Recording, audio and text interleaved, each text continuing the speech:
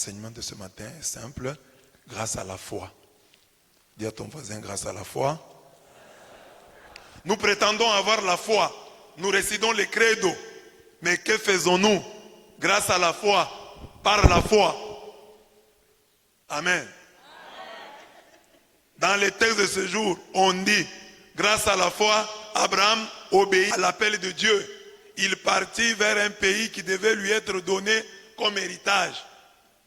Quel déplacement, quel voyage avons-nous déjà effectué en obéissance à Dieu et grâce à la foi? Au vieil Abraham, Dieu demanda de quitter sa chère famille et d'aller vers l'inconnu. Mais nous qui sommes moins âgés que lui, nous avons du mal à quitter nos vieilles habitudes, nos mauvais amis.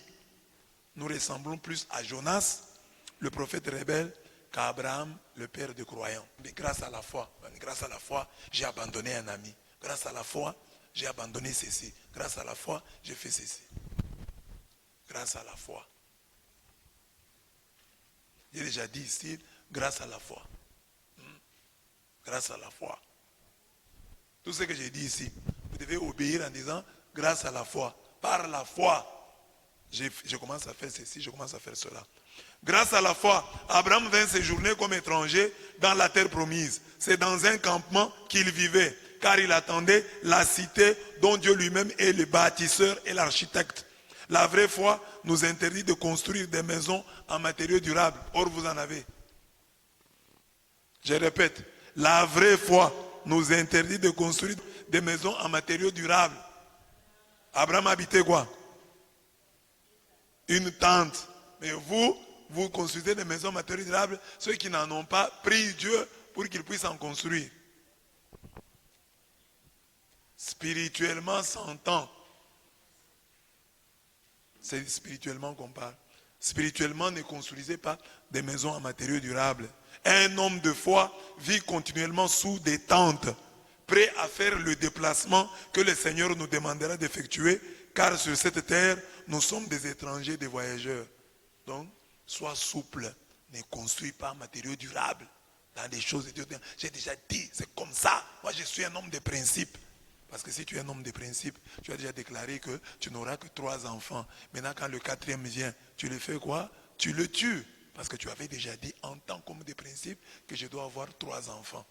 Il ne faut pas construire des maisons en matériaux durables spirituellement. C'est-à-dire être toujours souple. Je ne sais pas. Même les filles qui sont là, le mariage ne vient pas. Peut-être que le Seigneur t'appelle à devenir une bonne sœur, une bonne religieuse. Tu seras une très bonne religieuse et puis on te nommera responsable de la communauté grâce à la foi. Ma sœur Flavie Mwangeni, des sœurs de la charité de Jésus et de Marie. Donc soyons souples. Soyons souples. Abraham a habité la tente, on dit, parce qu'il attendait la cité dont Dieu lui-même est le bâtisseur et l'architecte. C'est pourquoi il a vécu dans les tentes. Il dit, déplacez-vous. On se déplace. Quand tu viens à l'église, tu as déjà des idées préconçues, c'est toujours comme ça. On va commencer comme ça. Tu auras toujours des problèmes. Sois souple. Ça peut changer. Ça peut changer. C'est toujours comme ça. Non. Grâce à la foi, Abraham vint séjourner comme étranger dans la terre promise. C'est dans un campement qu'il vivait. Grâce à la foi, Sarah, elle aussi, malgré son âge, fut rendue capable d'avoir une descendance parce qu'elle avait pensé que Dieu serait fidèle à sa promesse. C'est toujours malheureux de voir des jeunes désespérer trop vite de la vie. Nous regardons trop au temps, à nos montres, au calendrier, à notre âge, aux anniversaires. Mais sachons que le Seigneur est le maître des temps et des circonstances qui sans cesse nous dit, je vous revaudrai les années qu'ont dévoré les sauterelles. Vous mangerez à satiété et vous louez le nom de l'Éternel, votre Dieu, qui aura accompli pour vous des merveilles. Mon peuple ne connaîtra plus la honte, jamais. Et vous saurez que je suis au milieu d'Israël, moi, que je suis Yahweh, votre Dieu est sans égal. Mon peuple ne connaîtra plus la honte. Sarah, elle aussi, malgré son âge, toi déjà tu as 25 ans, tu commences à te désespérer, je n'aurai plus de mariage. 26 ans, tu désespères. 30 ans, tu désespères. Oh, 35 ans, tu désespères d'avoir des enfants. Sarah, elle aussi, malgré son âge, fut rendue capable d'avoir une descendance parce qu'elle avait pensé que Dieu serait fidèle à sa promesse. Grâce à la foi, quand il fut soumis à l'épreuve, Abraham offrit Isaac en sacrifice et il offrait le fils unique alors qu'il avait reçu les promesses et entendu cette parole. C'est d'Isaac que naîtra une descendance qui portera ton nom. Souvent nous montrons notre foi lorsqu'il s'agit de prier, lorsqu'il s'agit de demander à Dieu. Mais cette foi fait défaut chaque fois que nous devons donner, chaque fois que nous devons offrir à notre Dieu. Nous parlons d'Abraham, l'inventeur de la dîme. Quand on te donne l'argent, on te paye, on te donne l'argent, on te fait un cadeau. Voilà, on vient de se faire un cadeau de $100. Maintenant tu réfléchis, 100$, je sors seulement 10, je donne à l'homme de Dieu qui n'a rien fait d'après toi. Tu trouves que c'est trop donner à l'homme de Dieu $10 de tes $100. Donc c'est ça. Mais pour prier, prions pour ceci. Oh Dieu de gloire. Prions pour cela. Nous prions beaucoup. Mais donne l'offrande. Non. Là on n'obéit pas. Mais Abraham, lui, qu'est-ce qu'il fit? Il obéit. Quand on lui demanda d'offrir le fils qui était porteur des promesses, d'offrir le fils de la promesse, le fils par qui Dieu devait passer pour faire de lui le père des croyants. Il a accepté, il n'a même pas hésité. Nous oublions qu'en offrant généreusement à Dieu, nous nous faisons du bien et nous installons notre postérité, nos enfants dans le périmètre des bénédictions. Les parents qui aiment leurs enfants offrent. Quand tu offres, tu places ta postérité, tes enfants, dans le périmètre des bénédictions. La foi d'Abraham manifestée au moment de l'offrande poussa le Seigneur à faire la déclaration suivante. Puisque tu as fait cela, que tu ne m'as pas refusé ton fils. Amen. Puisque tu as fait cela, que tu ne m'as pas refusé ton fils, ton unique, je te comblerai des bénédictions. Je te comblerai des bénédictions. Je rendrai ta postérité aussi nombreuse que les étoiles du ciel. Et ta postérité conquérera la porte de ses ennemis. Les gens qui aiment leurs enfants offrent. Amen. Si tu veux que tes enfants soient des champions ailleurs, qu'ils puissent gagner sur des terrains étrangers, alors il faut offrir. Si tu veux que tes enfants soient comme des étoiles, offre. Si tu veux que Dieu te comble de bénédictions, offre. Que ton offrande soit onéreuse, qu'elle t'écoute. Enfin, grâce à la foi, Jésus calma le vent et la mer. C'est l'évangile.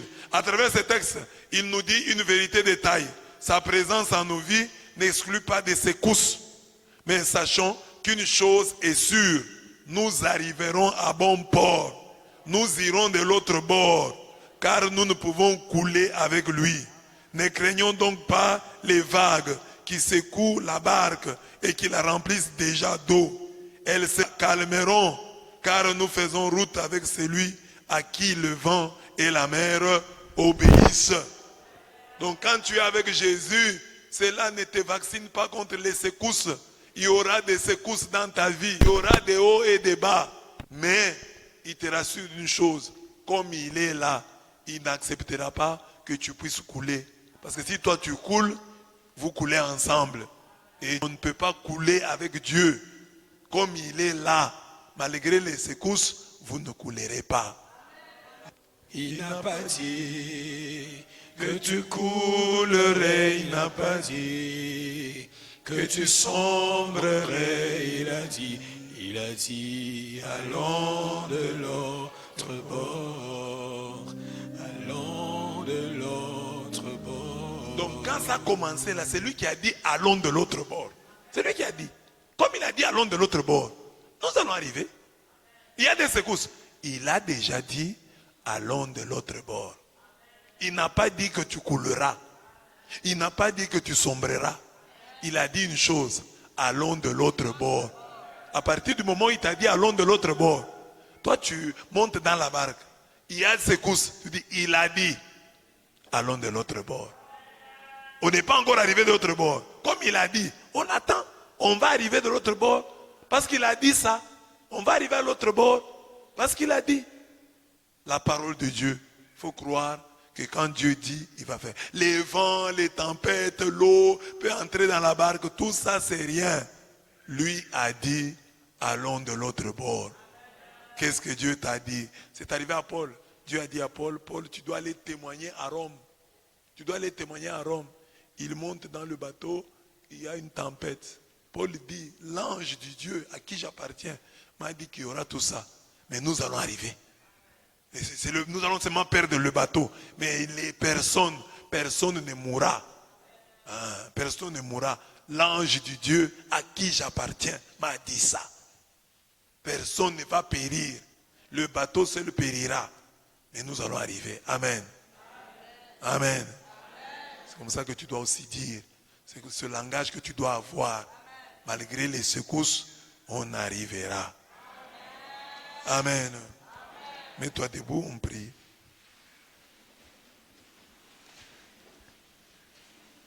Première requête. Accorde-moi, Seigneur, la grâce de vivre constamment sous des tentes, afin de ne savoir demeurer qu'en toi.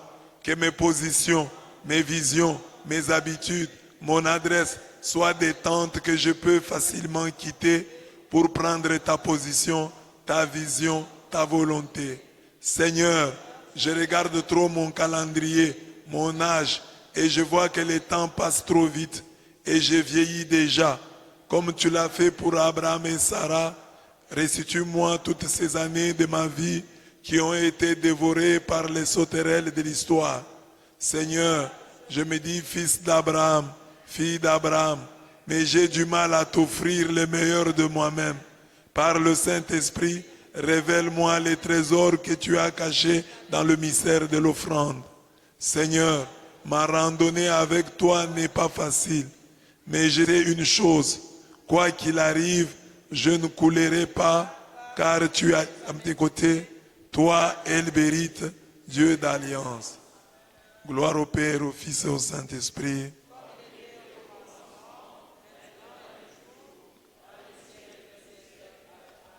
Amen.